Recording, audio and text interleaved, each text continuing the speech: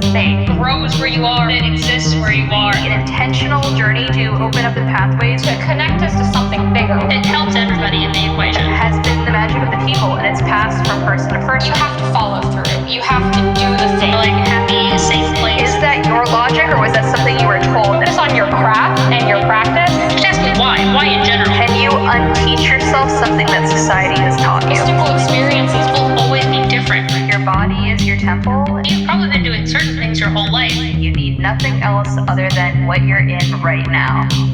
This is Georgina. This is Nike. And this is Temperance. And welcome to Occultism with a Side of Salt.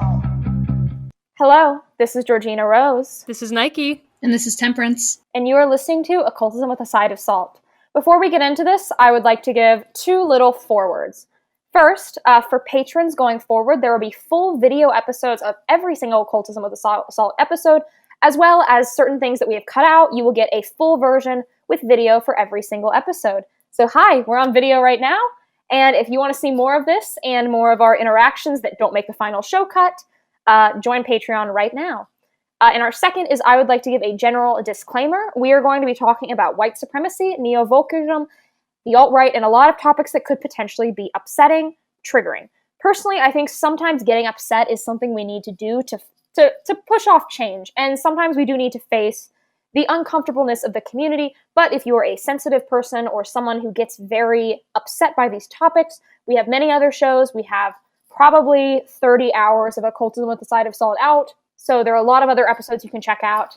And if at any time this podcast gets too much to you, just click out, watch a video of cute puppies, and maybe come back later or not. If you can't handle this, that's totally okay. This is an upsetting topic, but it's one that's very pertinent. The night we were recording, the day before, a group of alt-right terrorists have attempted an insurrection against the United States government. They stormed the Capitol, and one of the people towards the front of the rally was dressed in a Norse pagan getup. He had the tattoos, which it did turn out later on that he was a Christo-pagan. However, that does not dismiss the fact that the alt-right are in our community. There were Athalo runes visible, there were people with unicursal hexagrams, and this is not a new occurrence. This is something we need to address. We have honestly avoided making this episode on the show because it's so contentious and so upsetting, but as pagans, we need to do better. We need to stop just reacting when these happen and not let these people take our beliefs for us. Too often, we are silent on these issues. We talk about why these TikTok teens annoy us. We talk about why people revising doctrine is a problem or using certain ritual tools is problematic. However, we don't address our shadow. We don't address the real problem. We don't address that for over a long time, ever since the Nazi rule in Germany and the Weimar Republic's fall, there has been a neo-Nazi and alt-right presence in our community. From the Alsa Folk Assembly, from Augustus Sol Invictus, from what we saw yesterday, though once you're seeing this about a week ago, and more, this is a real problem and something we need to attack, and something we need to stamp out of our community and not tolerate. While we do welcome people of a wide political persuasions, you can be a conservative, you can be a liberal, you can be a lefty, you can be anything. But the second you begin using your will to overtake the will of others and trample on everyone else in our community and make our community look even more bad to the public, when we are stigmatized, when we have faced the satanic panic, when we have faced people looking at us as if we are monsters, and have faced so much repression in the United States through McCarthyism, through the satanic panic, through all these years of struggle, and what has happened to some of the leaders of our movement, such as Carl Germer, such as Jack Parsons, and all these people who have been seriously hurt, we need to take this stuff seriously, and we need to not just react, but discuss what we can do to move forward and address this with the severity that it deserves. And so that is what we will be doing today. This will be intense, but we need to talk about this desperately. We've been needing to talk about this for years. We should have addressed this sooner as a podcast. But here we are tonight, about to talk about how to make our community better and about the reality of this problem. So people leave their Discord servers, they leave their Tumblr communities, and they step out of that echo chamber where they see paganism as a progressive movement or as something that is only like this, and be realistic about what we are and how we can do better. We're obviously all going to have different perspectives on this because our communities are all going to be a little bit different. So I not only identify in part as a heathen, it's also like part of my family history. We're Danish by heritage, and where I live has a lot of Germanic people. I'm in the northern Midwest, and it's a very, very like German area specifically. We have a lot, so I do LARPing stuff, and a lot of my friends are also into the heathenry stuff, and so we've had to encounter these things before of like what these symbols are used for when it's not by progressive people. We've had to be aware of, like, maybe we see those symbols and think that they're good, but we also have to be aware of people who would come in because just like with paganism, nerd spaces are also unfortunately festering with the alt-right, with fascist ideas, and this pipeline that leads people down just further and further and further into the deep end of all of this that we're going to be talking about. And so for me, really, it also unfortunately hits home, and we'll get more into it later. But where I live, the Asatru Folk Assembly, which is a white supremacist church, has been allowed by Minnesota to open their church. So it's literally, like, physically close to home, and something that I will have to deal with likely in the future. It's a thing that my community, like my regular mundane community, will have to deal with. So, we're not talking about this as just like you see a alt-right or, white supremacist on Facebook, or you see them on Discord or wherever, and you can, block them, close it out. I'm in part going to be really addressing the fact that some of these people you may end up having to deal with physically, in person, because I have and I will. I think it's really important to say that this podcast and these conversations aren't actually an attack on Republicans or the Republican Party. It's an attack on individuals who go beyond that party platform, who extend their political views so far to the side that it actually dangerous territory, and it's not like this podcast, at least for me and my perspective, isn't like all Republicans are bad. Even though, I don't think that the majority of America's Republicans condone what occurred at the nation's capital. And I don't think that it would be fair to say like, oh, this is just like, a Republican thing. It really is a group of extremists. And unfortunately, this group of extremists is very large. And it not only is it very large, it's very present in our community. And what I don't like about this is that we as a pagan community, an internet community, especially the online internet pagan community, is very reactionary to these events. They never are on the forefront. They're never getting in front of it. They're not typically calling out, although occasionally I do see some really good heathen accounts I follow call out like signs of hate and neo-Nazism on their platforms. But as a majority, overall, as a whole, the health of the community is reactionary to these events. We just react and we're like, these aren't signs of hate. These aren't this, these aren't that. Like, okay, but the time for education was last week before this happened. Now we're here. The event has already occurred. The damage has been done. Someone who potentially was not part of this community undid 50 years worth of work that the community has been trying to build. So what are you going to do from here? Our role in the pagan community and any community really is to call out, actively make these spaces uncomfortable for this type of behavior to thrive. If we're saying like, hate has no place in paganism. Okay, well, it has no place in paganism, but you've allowed it to live here rent-free for years. What are you going to do to kick it out of this space? And that's really where we need to be focusing going forward. Okay, going forward, we're calling out white supremacy, but how long is this going to last? Is it going to last a day, a week, a year, a month? When do you stop? You don't stop. You cannot stop, or it festers, and it's been festering out in the open for decades. And now, do we allow it? That's a question that every pagan in the online community needs to ask themselves and answer honestly. How am I going to address this going forward? Absolutely. I think this is something that the spiritual community has been dealing with for a long time. Blavatsky's theory of root races became one of the most influential ideologies in Nazi esotericism. Western esotericism has not been clean for centuries. We've gotten better. The idea of root races is not popular. The ideas of Julius Evola, an anti-Semitic conspiracy theorist based in Italy, who was one of the basis of the philosophy of esoteric fascism, has largely been disavowed. But it is common in our community for people to have these unconscious biases, even conscious ones. I remember when I was a new creator, I made a post called, and I shared it, it was called The Shitty Male Occultist Bingo Board. And one of the cards, or one of the squares, was quotes Evola. And I shared this to my profile. And by the way, Evola said Hitler was too moderate. This is a quote of his. Evola is an extremist, And people who even support his books on Hermeticism are pretty obviously in that camp. And I actually got a lot of backlash. I took the post down, which I think was a moment of cowardice, because I was getting hate for the first time, really. It was my first time ever getting hate as a creator. And I think a lot of our community, we say, well, as long as it doesn't impact their religion, it's okay. As long as they're just kind of saying it abstractly, like, let's talk about the principles of race, or let's talk about this book that Evola wrote on Hermeticism that doesn't get into his political leanings. Or we talk about, like, oh, I mean, yeah, these racists exist, but they're only a small portion of their community, which correctly, they are a small portion of our community. They're not the majority, nor do they represent us, nor should they be normalized. But we need to address that they exist. Within my practice called Thelema, there has been a splinter sect of alt-right people for a long time, and it came to a head in 2017 when a former libertarian senator named Augustus Sol Invictus, who had been kicked out of the OTO after he had drank the blood of a goat he sacrificed. It took that long.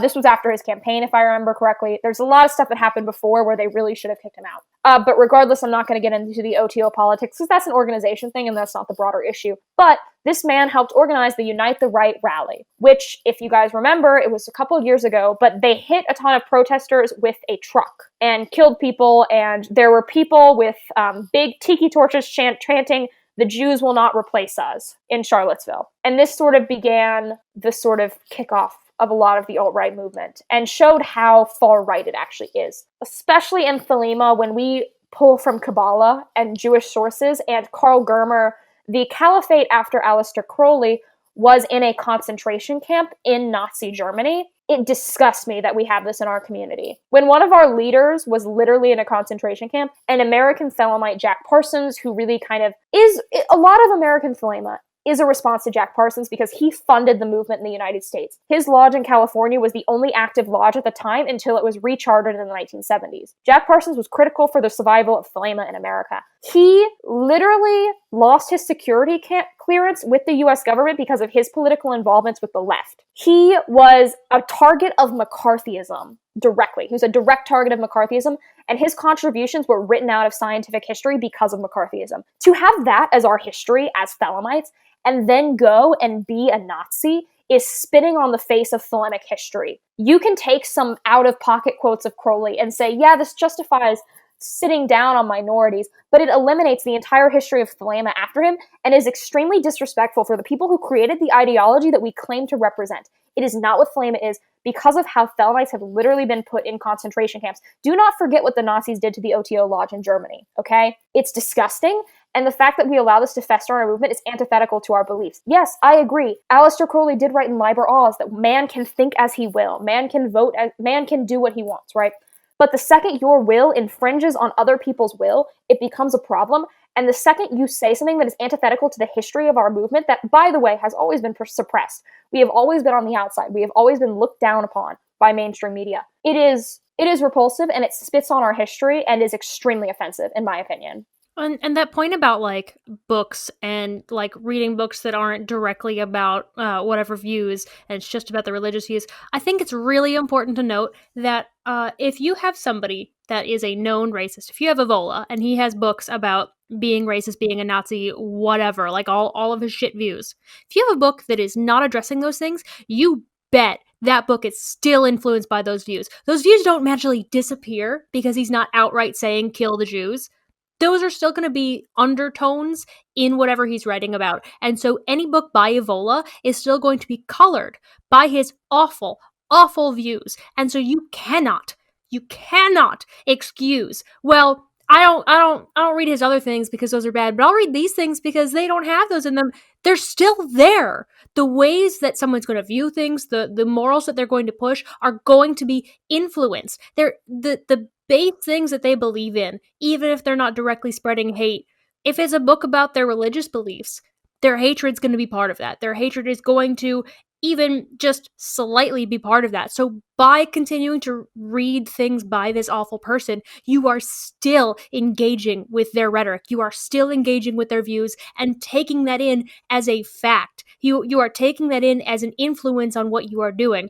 And the same goes for any like white supremacist heathen stuff. If you are reading works by white supremacist heathens, even if you just think it's about the gods and even if you just think it's about your practice, there's gonna be stuff in there that influences how they're going to be writing and the ways that they're going to explain their views.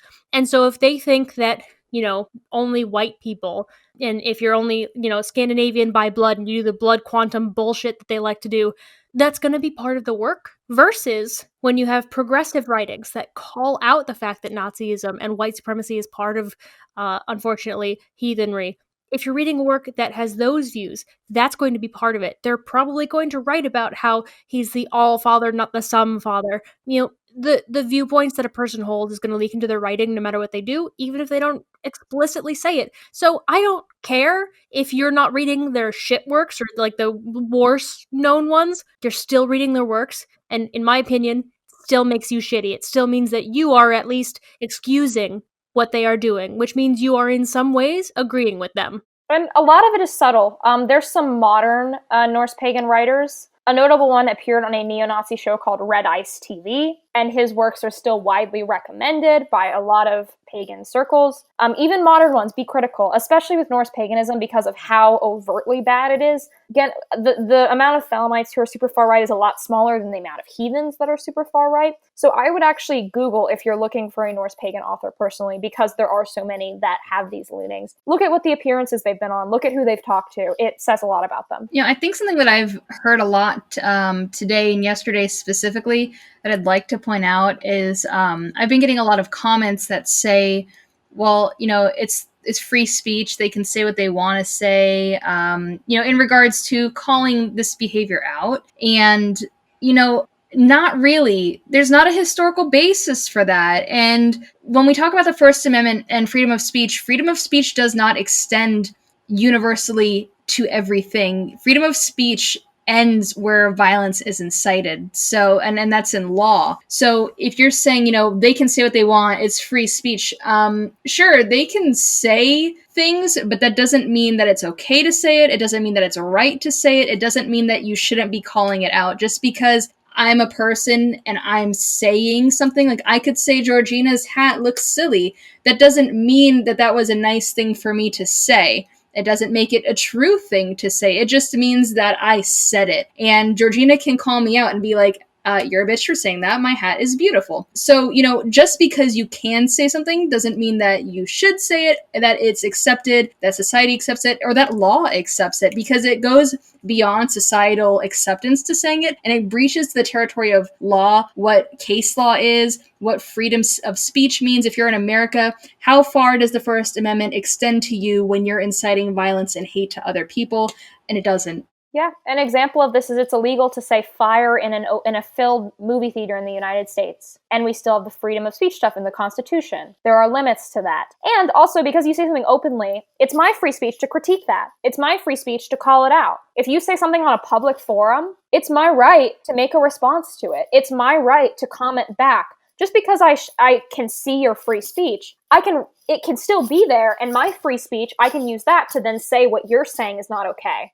And the free speech argument is so stupid, too, because 90% of the time, especially when the alt-right is saying it, they're crying about free speech on a social media platform like Twitter. If you've been keeping up with politics at all, Twitter locked Trump's account for 12 hours.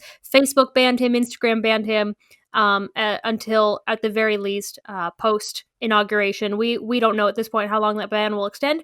That's not a free speech infringement. Free speech is the government cannot prosecute you for what you say within the limitations of the law, being like inciting violence and shouting bomb in an airport and things like that. It still has limitations. But when people are crying about free speech, it's not what they think it is. It's not just, I'm allowed to say anything I want, anytime, anywhere, any place, and if you don't like it, you can cry about it, you fucking liberal. That's not how that works.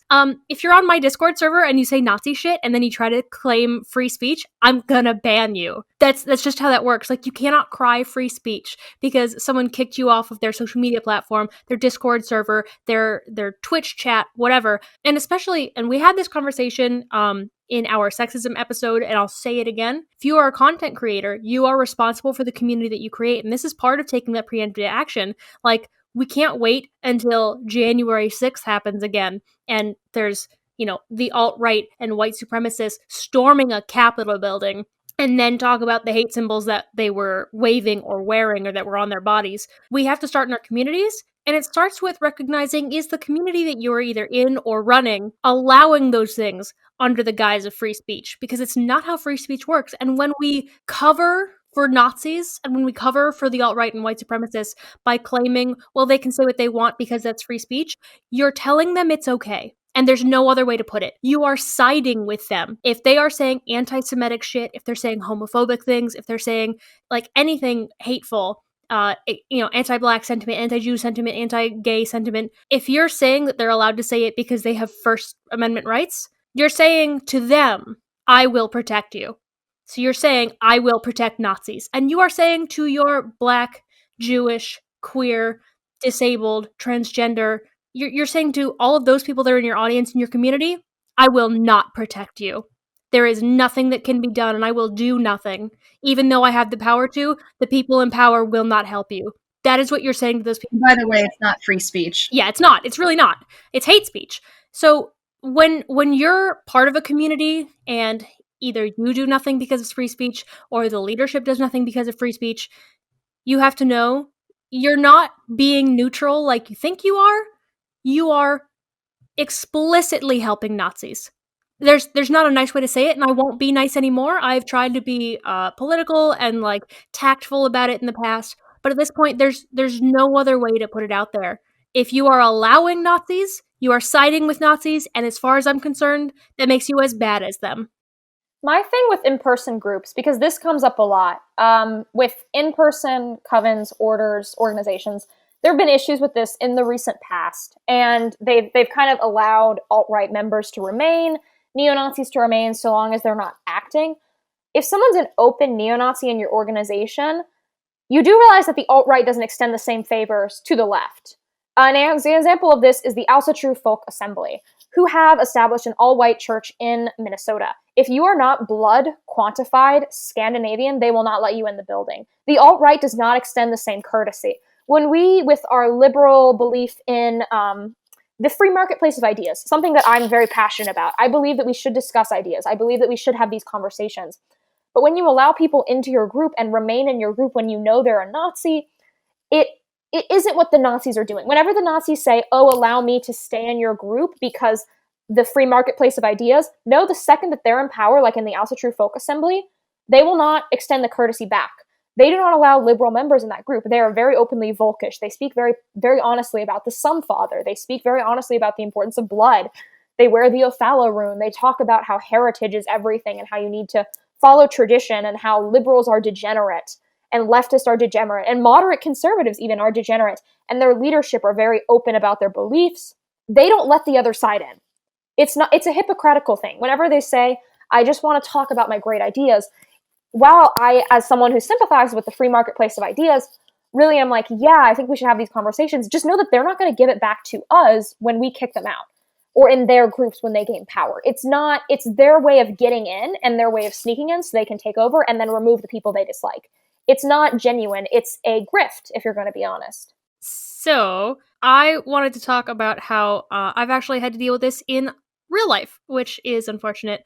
So in real life, I mentioned I do the LARPing, and this, thankfully, because there's a couple of different types of like live action roleplay stuff you can do in live action combat reenactment. So this was not my group or my like specific style of stuff that we do. It's a totally different organization, but I have friends who are part of it because it's called cross gaming, where you go to both. And that organization had a Nazi problem, and I'm not joking. Like outright, we are Nazis. We are anti-Jews. Like straight up, like it's not us trying to call everybody a Nazi. Like they straight up were like, exterminate the Jews. They had a problem with these guys invading those spaces, and the leadership refused to do anything about it. And they let these people take over the game, and slowly the queer folk left, the POC left, disabled people, like anybody that they were against, all left. And the few good people that were remaining, because I'm gonna say if you're in the alt-right, you're a bad person. There's no way around it. So all the good people left, and then the game was just overrun, and the few good people who were still there were just surrounded by Nazis, and they were screaming for leadership to do something, to kick these people out. And leadership went to that same old, tired First Amendment right excuse and said, we can't discriminate against them based on their beliefs. And it was like, they're telling us they want us to die. They're saying they want us to be killed. Are you really not going to do anything about this? We are a game. We're not the government. We can kick them out. We have bylaws for this. Like, there's rules as part of the game of, like, code of conduct that you cannot discriminate against people. You can't create a toxic environment. And leadership just went with the First Amendment excuse and let these people fester. And they left. They had to leave this game that they loved, this community that they loved, their friends, their family, people meet their spouses and their lifelong partners there. They have children with these people. Like, you build your life with this community, and leadership just let it fall apart because no one did anything. And there's a direct contrast with that in my game. It's not to, like, say that we're better. We just handled it better, where these people started to pop up, and you know what we did? We banned them. If they had any history of ties to any alt-right white supremacist groups and were known to be people who would spread hatred, we have rules in place to be able to ban them outright. And so we kicked them out. We made sure they could never come back if they were ever there in the first place. And if we heard about people from other games who were doing this shit, we banned them preemptively. We had to take preemptive action, which is the huge thing we're going to end up stressing here today, is that you have to take action before they can take root, which is exactly what we did and what we have to continue to do. We kick out anybody who's sexist, anybody who's racist, anybody who's anti-Semitic, to protect our community. It's not saying, like, you can just kick out anybody who thinks differently from you. These are people that we saw storm the Capitol building. We saw them commit domestic terrorism because they were just pushed further and further and further and further to the right. These people had been so indoctrinated into this mindset that there's no reasoning with them right now. You can't just say, please be nice to us, but maybe you don't kill the Jews. You know, that would be kind of nice, wouldn't it? But, you know, it's okay if you have different ideas from mine. We can agree to disagree. You can't agree to disagree when they point a gun in your face. Yeah, I was told on Twitter, I made a statement about this. It was very mild, actually. It was my first thing I tweeted about this. I said, my prayers will be with my fellow Americans. I was sent death threats. I was told I should be shot. Just for my beliefs. Just There's because nothing you can do. I'm an occultist. Like, how am I gonna reason for these people? Because this is how creators leave their platforms. I have known people who have spoken out about the alt-right in our community for years, who have almost left the practice because of how much backlash they've gotten. People in my community have been seriously hurt, and the people who speak out receive extreme backlash. That's why people are afraid to talk. They're afraid to lose support. They're afraid to be sent death threats, like I was. I was told I should face the wall and get shot, which, by the way, is how they executed people in the Soviet Union and in Nazi Germany at certain points. So we need to get these people out because it makes it unsafe and it pushes other people out. Our community has so many things that we address all the time, right? We talk constantly about how the TikTok teens are making us look bad, but who are we letting lead into the Capitol, okay? Someone in a pelt and with tattoos on them. Who are we letting at these protests? Because I have a collage of people wearing unicursal hexagrams at these events. And we think the girls on TikTok doing dances and making memes are making our community look bad. Wake up. And I think we also have to address how people get here, because there's a lot of ways in which they do, and there's different ways in which people reach the alt-right and those ideas, but I want to talk specifically about the way that people in the spiritual community do, because for us, there's a really, really specific way that it happens.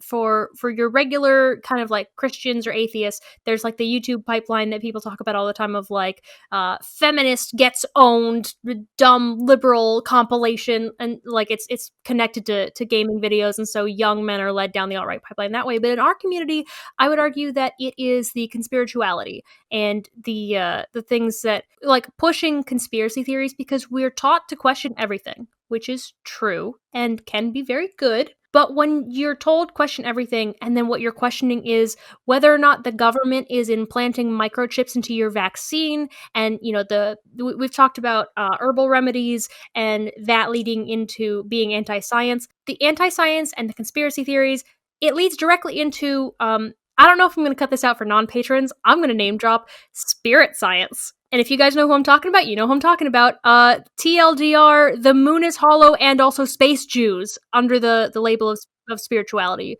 And it leads to anti-Semitic conspiracy theories related to spirituality, which sounds weird to say, but like that's what it is. It's anti-Semitism in spirituality. And then that leads into like further occult topics that the Nazis used, and then you end up bumping right into Nazism.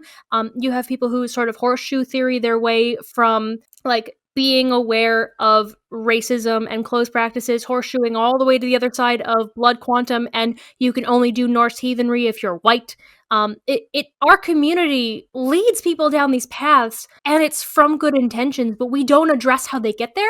And I've experienced this personally twice, telling people to wear masks. People tell me that I'm not enlightened. People tell me that I haven't defended and that I'm stupid, and I got threats last time. We send people down the conspiracy theory pipeline, and that leads directly to the alt-right and Nazism. Yeah, conspiracy theories are largely anti-Semitic. The Rothschilds, the elites, the QAnon, all this stuff ties back to Nazism. Part of why the Nazis rose to power is the idea that Jewish bankers were taking over the world. This is a extremely anti-Semitic conspiracy and is connected to a lot of these ideas like the globalist, the elites. And I would make a point about spirit science because he gets a pass a lot for just kind of being crazy. But I do want to say that he has directly endorsed the root race theory started by Helena Blavatsky. He has talked about how Jews are from space. He has talked about how different ethnicities have different traits to them inherently. He's extremely gender essentialist, and he has 1 million subscribers. He also is a rapist. He's admitted to it. Yeah, he made a video about how he used the Christ Sophia to heal from him raping his girlfriend. Actually, I'm going to be the odd one out on this podcast. I don't know who that is because I don't watch YouTube. So I have no clue what you guys are referencing, but I'll believe you on your take there. He literally made a video saying that fluoride in the water calcifies your pineal gland, and basically has a series of like hours-long videos that literally say, Jews are from space. They are not human. Martians, Lemuria, Atlantis.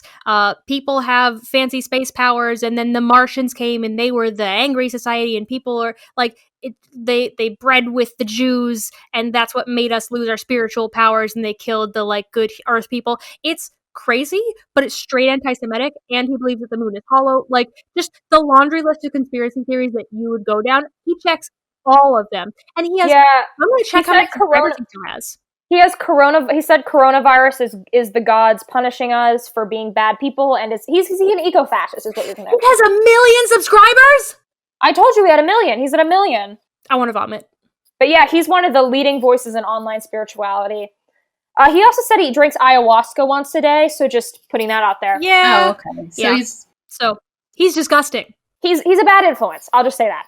Anyway, yeah, spirit science, real bad shit. And he has led a lot of people to conspiracies, especially about COVID, where it just all leads back to conspiracy theories. And so like anti-COVID shit, like I think what really happens is people begin rejecting one mainstream way of thinking, right?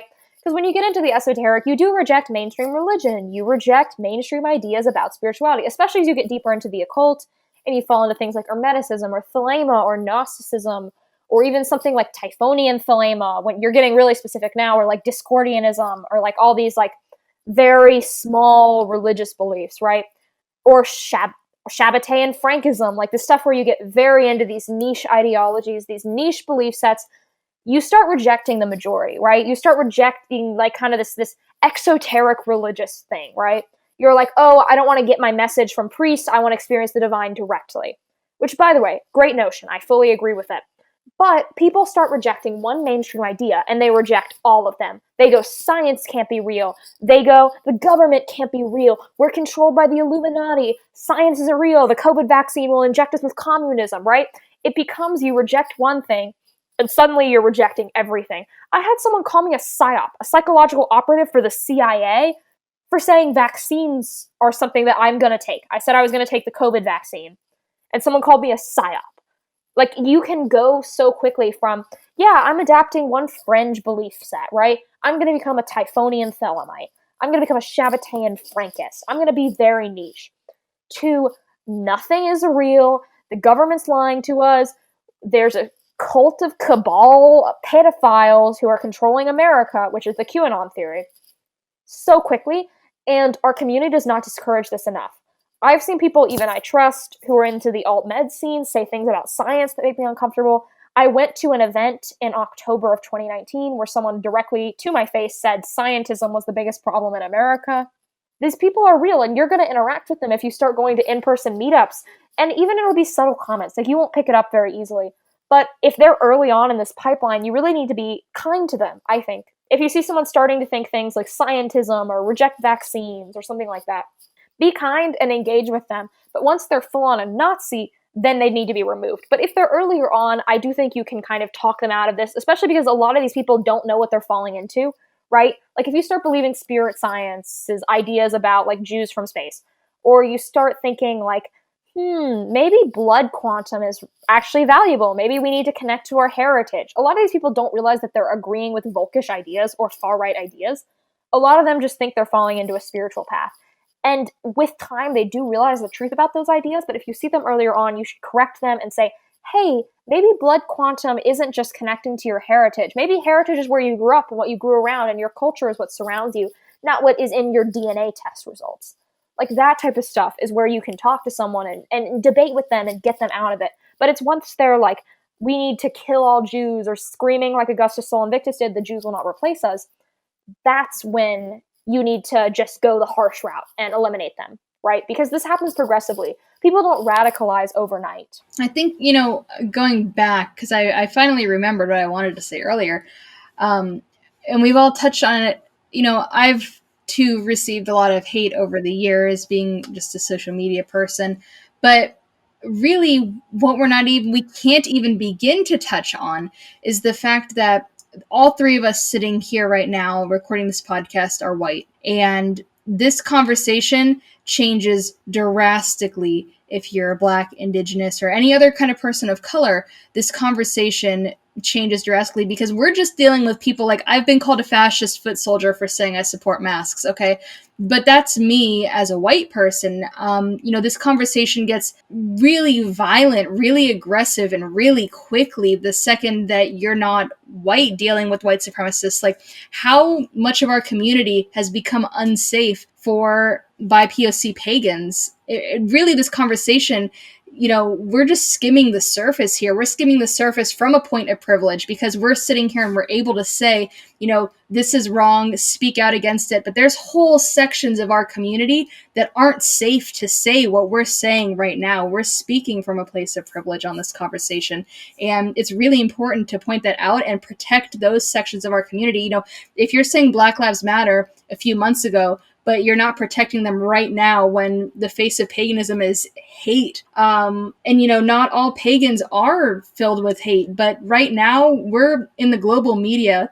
If that's the face that's being presented, those of us that care need to protect the parts of our communities. It's not the BIPOC community's job to protect themselves right now against white supremacists. It's the whole pagans community to protect them and to protect the community at large, and this conversation, while we're starting the dialogue, we cannot finish the dialogue. We can't finish the dialogue right here, right now. We can just bring up the topic and hope that you guys listening take some of it to heart, think about it, reflect on if you agree or if you don't agree. But the dialogue is not done once this podcast is done recording. Nope. I remember distinctly, I was talking to an old friend of mine who I haven't talked to in a bit, but I deeply respect this woman. She's a great person. If you're listening, I love you. You're a great friend, and you have been a friend for me for multiple years. We should get back in touch.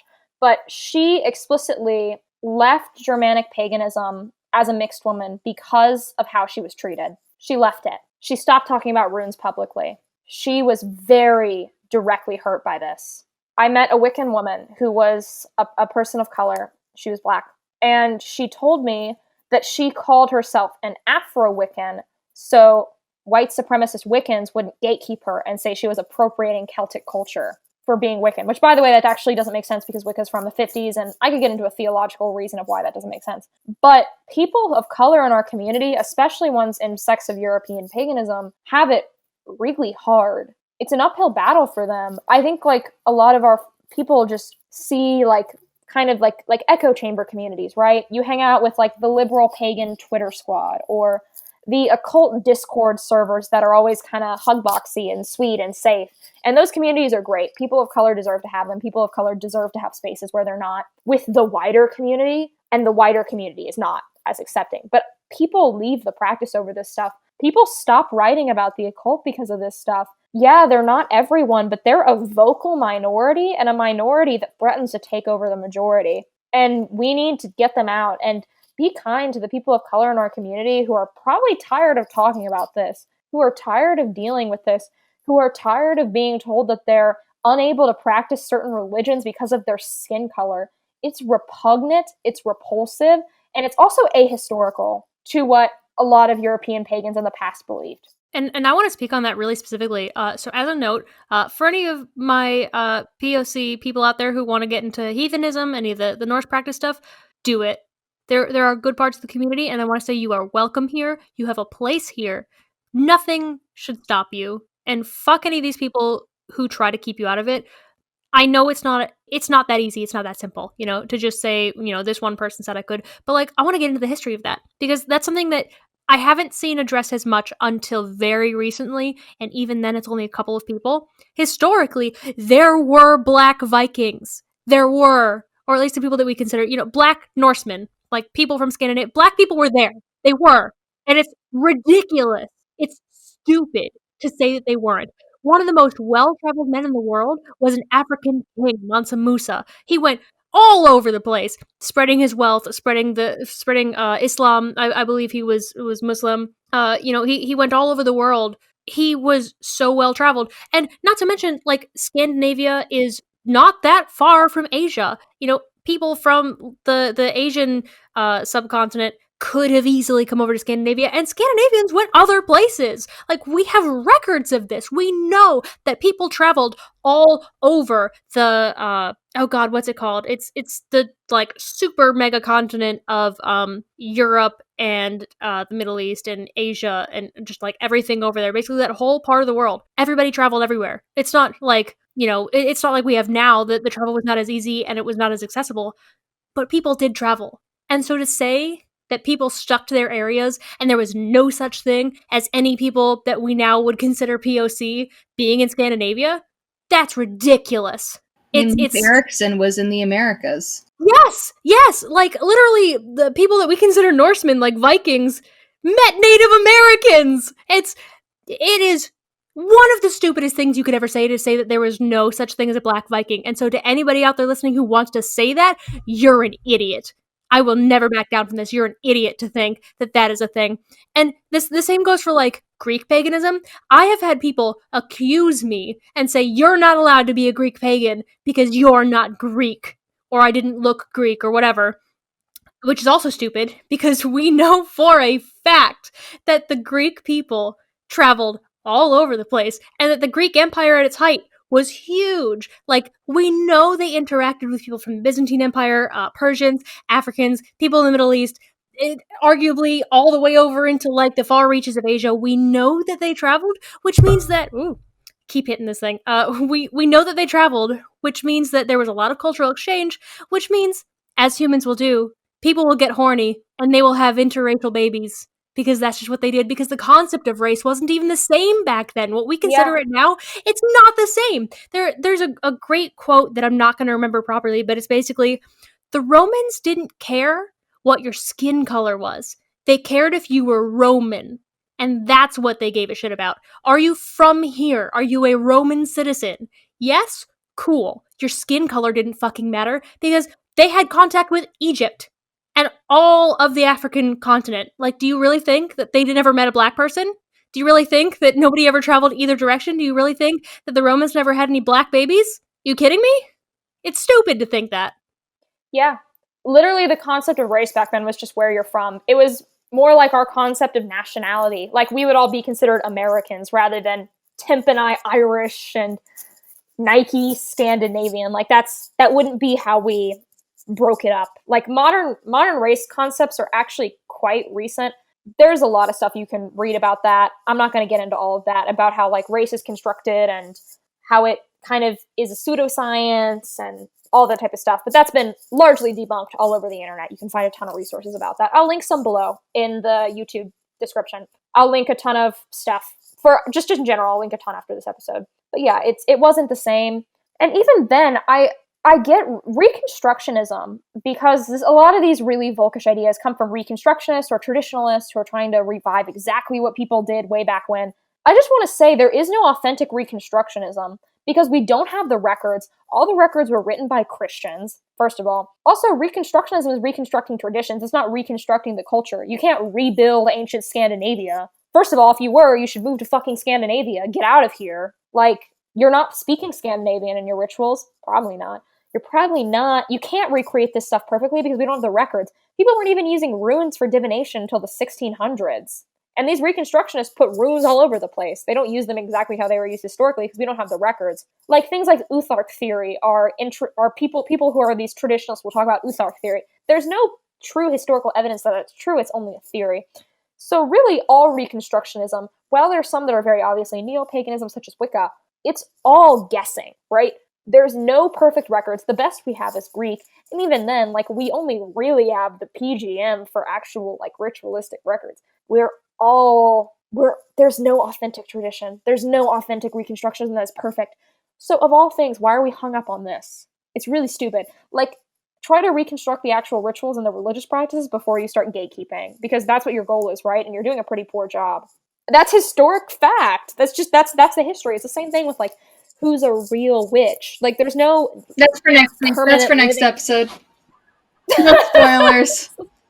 No spoilers. I think it would be important also to very briefly, because we don't have to stay on it too long, but just as a point, as it goes to race, not even like the ancient concept of what race was, I want to address, in America in particular, how race has evolved. Because when you hear these idiot white supremacists talking about the white race, number one, the white race doesn't exist.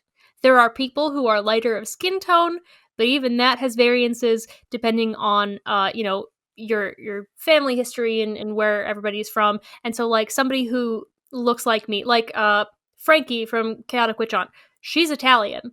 She is going to have a very different look to her, and, like, the ways that she reacts to things. Just, if we just go with, like, tanning in the sun, she has a higher likelihood of getting an actual tan. I straight up just burn because of where I'm from. And so, like, the white race isn't even consistent in that way. But, like, in America in particular, what was considered white has not always been the same. There was a time, and, white supremacists like to talk about in regards to slavery and stuff, with, like, the Irish being enslaved, but, like, Irish and Italians weren't always considered white. Like, I think it's really important to recognize this was a thing, and it was closer to how it was in ancient times, because it was more like, if you are not, it's essentially like English or French, that was white and everything else was not. But it's evolved to include more groups to discriminate against other minority groups.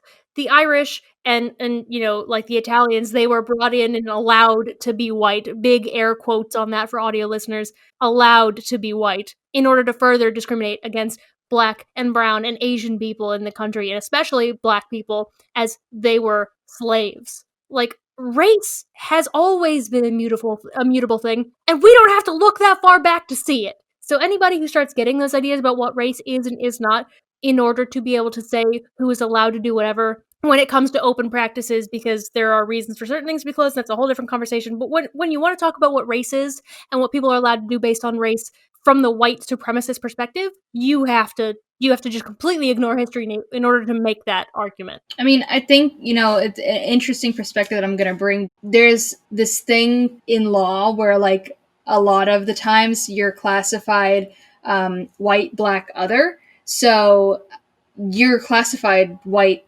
black, other. There's no races. So, the concept of race is really setting dependent. And that goes to further issues like in criminal justice systems, and stuff like that. There's bigger issues at play here, but there's the whole system of race. Race being a construct and all that. There's a lot of balls up in the air with this, and I think it's relevant. Now, I am going to say something that I think. I know we've all had this discussion, and I disagree with you guys on it. So I'm going to say this because I do disagree with you guys. Is that when I get asked by beginners specifically, where do I start? I have no clue where to start in my new witchcraft pagan journey. One of my first things that I always say is like, what's your culture? What do you like? Start there and work out. I find that a lot of people find that it's easier to connect to things that are comfortable, that are familiar, that are things that they grew up with.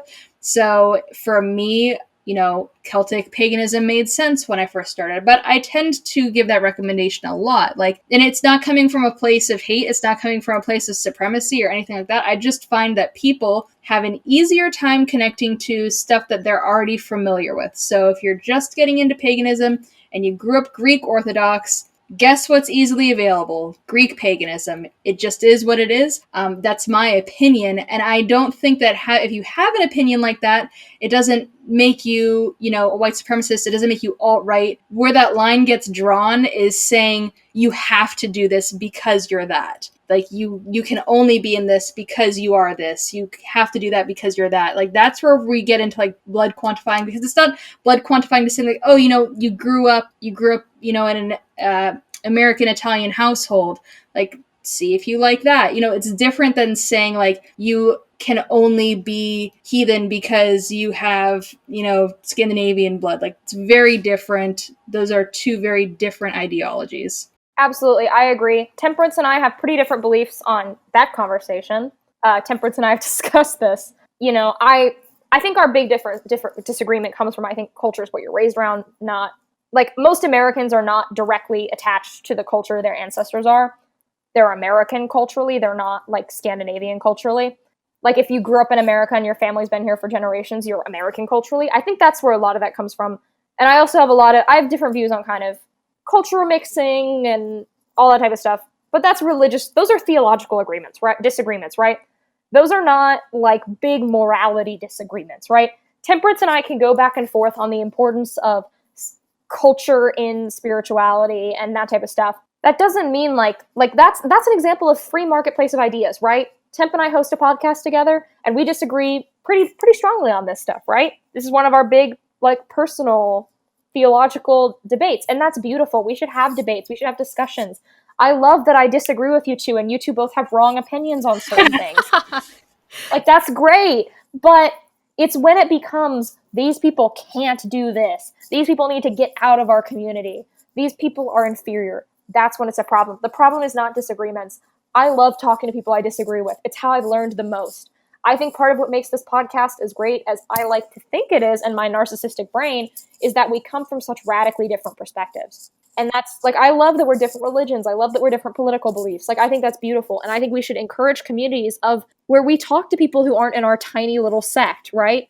We should step out. Like as a Thelemite, I've made a conscious effort to talk to people who are not Thelemites, who are not Gnostic, who are not Kabbalist, who are not in my little theological corner. I think that's great. It's when you start gatekeeping based on your DNA test and you start saying that certain races are built certain ways because of their Lemurian ancestors and all this shit. That's when it's a problem. It's not minor disagreements. It's not debates. It's not different perspectives. If anything, these racist people want us to not interact with people outside of our sect. They want us to not have conversations with people of different religions. They want us to stay locked in a bubble because they're nationalist. They're radical nationalists. They believe that nationalism is what spirituality is, and that the nation your ancestors' DNA is from determine who you should worship. And that is why they so easily fall into the alt-right, because the alt-right is nationalist. And it's so easy to start hating other races based on all this shit.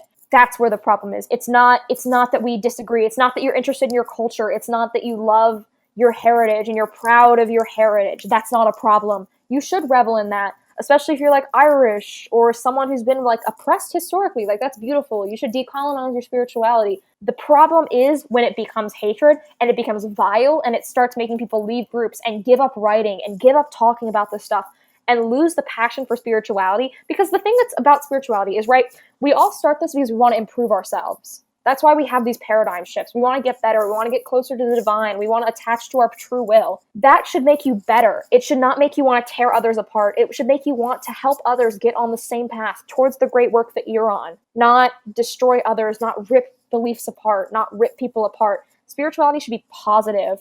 And I'm not saying this love and I'm very critical of the love and light thing, but we are inevitably trying to better ourselves, and hating others does not better us, nor does it get us closer to the divine. Well, I want to talk on that culture thing because, I think it was Georgina, you brought this up. I very much fit that American stereotype of, I know what my heritage is, at least a little bit. Like, I know that I'm Danish and German, and then it's just like a bunch of generic white shit. Like, I'm probably French and English or whatever. But I didn't grow up in a Danish culture. I didn't grow up in like a heavily German cultured family. I grew up in a generic American family. I grew up in American culture. And so, for me, connecting to my like ancestral roots or whatever, that's a choice I have made to try to explore, and it happens to fit with how I feel, but that's not going to be the case for everybody because, you know, if you don't grow up with that culture, it's not going to mean as much to you, and you might not care about your ancestors for one reason or another, or at least not your like ancestral heritage, like homeland shit, and you may identify more with the community you grew up in. I grew up in Florida, in a very, very, very heavily Hispanic, Black, and Indian, like from India area. A lot of people around me were not white, or if they were, our entire area was so diverse that I'm more accustomed to the being able to have this cultural exchange thing. So for me, it's a lot easier to sort of be more eclectic in like where I look to research from. And so I can mix like the Norse and the Greek stuff. And that's comfortable for me. But where I think a lot of people end up like from that, and I'm not saying the looking at your heritage is bad. I think it's very good. And if you connect with it and that's where you have your starting point, that's a great place. But you have to be aware, because the reason I don't jump to that first, and I might bring it up, but I try not to push it as like the main thing, is that there are a lot of people who I think end up falling into that alt-right pipeline through that if they're not very careful, especially as it relates specifically to the Norse stuff, which I'm gonna hammer home on just because it's so fucking prevalent in our community. If your heritage is Scandinavian anyway, you know, Danish, Swedish, whatever, I am not saying it's bad. Why would I also have that heritage? But I want to warn you that as you're looking into these communities, you are much more likely, compared to most other cultures, you're much more likely to encounter the alt-right. You're much, much more likely to try to get, like, people are going to try to sucker you into that because they're going to tell you it's about being proud of your heritage and being proud of where you've come from and, you know, what a beautiful, noble culture it was. But it's easy to go from I'm proud of my heritage and my ancestors to just slip right into the Nazi shit of like, but it's my culture. You're not Danish. You're not Swedish. You're not Scandinavian. You're not allowed. You're taking my culture from me. And no one's taking your culture from you. I promise.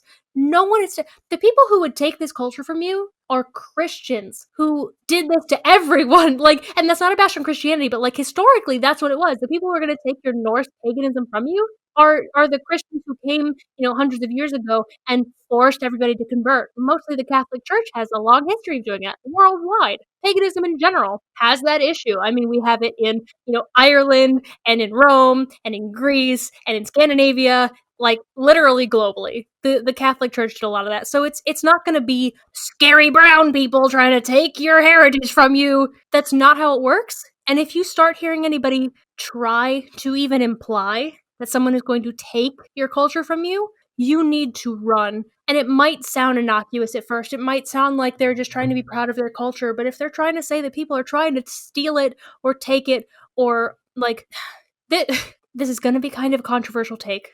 Nobody can steal Norse culture from you, and no one can take it from you. It cannot be culturally appropriated. I am pretty firmly of that belief. Like, I'm not saying cultural appropriation doesn't exist. Rather the opposite. It very much does exist. But Norse and Germanic culture has gotten into a lot of the mainstream, and there's never going to be a way for it to be appropriated and bastardized in the way that other cultures are. So if anybody even starts to talk about cultural appropriation with Norse and Germanic stuff specifically, get out, because they are most likely either alt-right themselves or they are in that alt-right pipeline. And if you can get them out with you, try to get them out. But man, don't stick around, because that's a big red flag of somebody trying to say that people are trying to steal or end Norse culture. Also, the idea of the Great Replacement, which is a relatively it's an alt-right conspiracy theory that migrants are coming into Europe and replacing the white people and replacing their culture. That is an anti-Semitic conspiracy. That is a dog whistle. It was literally the title of the Christchurch terrorist shooters manifesto. If someone says replaced, we're getting replaced, watch out about them.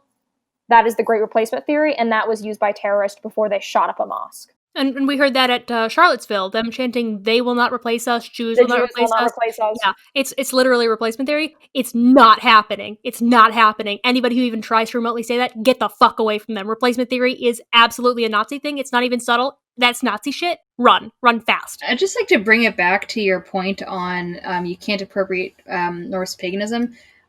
You can't appropriate a dominant culture. They were a dominant culture. Exactly. They were also an open culture.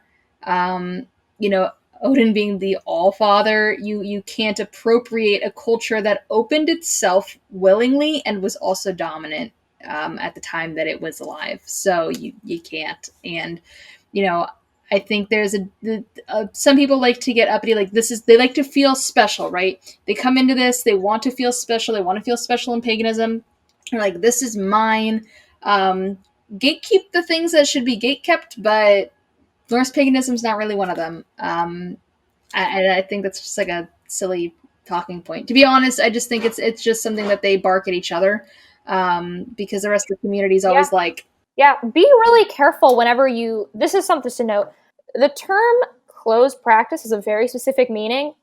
Using it haphazardly causes this type of shit. It causes a lot of damage. You need to use that term correctly, carefully, and if you're going to call something a closed practice, do research on what closed practices are first before you bastardize something. Like, I had someone ask me if I was actually British. Yeah, that was really dumb. You can't appropriate a British, relatively recent spiritual movement. That doesn't make sense. Do you know how much Britain would have loved for everybody to, quote-unquote, appropriate their culture worldwide for centuries? Like, it's what they tried to do! Literally, Crowley said he wanted Thelema to be the next Christianity. That's, like, the epitome of not closed. Yeah. And I think, like, we should address... I want to give just, like, a really specific example that comes up a lot, and it's not going to be religious specifically, but just, like, as a cultural thing. Like, I think a lot of people don't understand the difference, just sort of broadly, of, like, what is open, what is closed. Something that is closed is often closed, or when people talk about cultural appropriation, it's because it's something that... mainly POC, let's be honest, that POC have been punished or even killed for doing, wearing, having, practicing. In the spiritual community, it's ATR, things that have been, beaten out of them, literally, or they've been killed for it. They've been forced to convert, the transatlantic slave trade and forcing all the slaves to be Christian, regardless of what any of their beliefs were before. Their practices, their ancestral practices, ATR as a whole, that's closed because they were killed for doing it. Norse paganism isn't closed in the same way. They were able to convert, but still were able to keep most of their culture, most of their practices. It's not gonna be the same, and especially when it comes... I've heard people, this is so ridiculous, and you guys are gonna think I'm joking. Not you two, but like our listeners. You might think I'm joking, but I've had people very seriously say closed Christianity or appropriating recently I heard that too. Christianity's a closed practice. I got accused of appropriating Christianity for wearing a rosary necklace that I like. Yeah, like the difference is Christianity, no one in the West is gonna, like, no one in America is gonna try to kill you for being a Christian. It's the dominant culture. It's like worldwide for centuries it was the dominant thing. You can't appropriate from Christianity. You can use it improperly and, essentially like bring shame to the religion and sort of like get it wrong and then misrepresent it. You can misrepresent it, but it's not the same as, being a white person with very, very close ancestors like great-grandparents who own slaves, and then you try to do ATR, that's where it gets fucked up, and that's where that line is. And so, like, with quote unquote white cultural practices, no one's going to take it from you because they physically can't. It's just not a thing that can happen because of how history is. Yeah, so we will have a link below for some common hate symbols to watch out for. As a note, some of them alone are not necessarily hate symbols, but you need to just watch out for them in general and keep a critical eye. And yeah, in context, like the Othala rune. But some of them are just blatantly hate symbols, like the swastika, everybody knows. But you know, like the Othala rune, it's a rune. But for more context on hate symbols and dog whistles to look out for, we will link that in the description. So, final thoughts. Don't be a fucking racist, and if you know anybody who's being racist or, like, starting to dog whistle, you can't wait until they get to the bad part where they say the quiet part out loud. The second you start to see stuff, even if it's just a little questionable, and even if that person is not themselves alt-right or a white supremacist yet, you need to start taking proactive steps and be vocal about it. You can't just wait until January 6th happens and then say how terrible it is that these people were flying Nazi flags and Confederate flags and saying awful shit. You can't wait until Charlottesville and the Christchurch shooting. You have to take action beforehand. Start calling this out now and talk to your friends who are starting to do this, because I know for a fact, some of you out there watching or listening, you have friends that are starting to fall down the spiritual alt-right pipeline. You gotta start talking to them about it and say, hey, you brought this up to me before, I have some concerns. Be a friend to your friends, but also understand you're not gonna reach all of them, and you just have to do your best to be there for them, but you have to be willing to cut those people off, and it sucks and it hurts, but if they're really just gonna go straight hard down that alt-right pipeline of, they're trying to replace me and take my Norse culture, you're gonna have to let them go. You're gonna have to cut them out. Get them out of your community. You can't let them stick around just because you had a relationship with them once. Cut Nazis out regardless of what they are in relation to you. It's easy when you don't know them. It's hard when they're your friends. Final thoughts. Drink water so you can punch Nazis. Yes. Stamp them out. In the words of Aleister Crowley, stamp them out. I think his use of that phrase is appropriate here. We need to do better. We need to think about the people in our community who are not able to talk about this. We need to think about the people who have left their religious practice, because I know how much my practice means to me. I know how much you guys' practices mean to you. This stuff is really important to people. For me, it's the most important thing in my life, right? My connection to the divine trumps everything and everyone in my life. It's the most important thing to me. It goes ahead of every single thing in my life. I might not say Trump's everything because it sounds like you're saying Trump is everything. That's not what she's saying. It takes precedence over all. Yes, my connection to the divine is more important than anything else in my life, any person in my life. It is the most important thing. And I know that is true for a lot of people. And if someone is able to pull that away from you, to rip that from you, to take that from you, that is not okay. That is a personal attack. That is honestly an act of violence to take someone's religion from them. Your spirituality is fucking important. And you need to not let these people in our spaces, because letting that happen to people is not okay.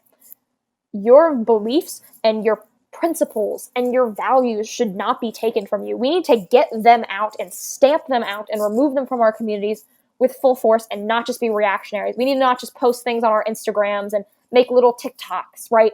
We need to be serious about this and do what we can to eradicate this in our community, because it is a threat. It is a threat to our values. It is a threat to our principles. It is a threat to our beliefs and our contentions across these traditions. I want to leave us with one last quote, and it's very short. Silence is violence. So this has been Georgina Rose. You can find me under .darling on Instagram, TikTok, Twitter, any other social media, really, except Facebook. I don't use Facebook. And Patreon. And you can find this podcast under Occultism with a Side of Salt on Patreon, as well as on YouTube, Spotify, and you can join our Discord. We have discussions about every single episode in the server after it goes public.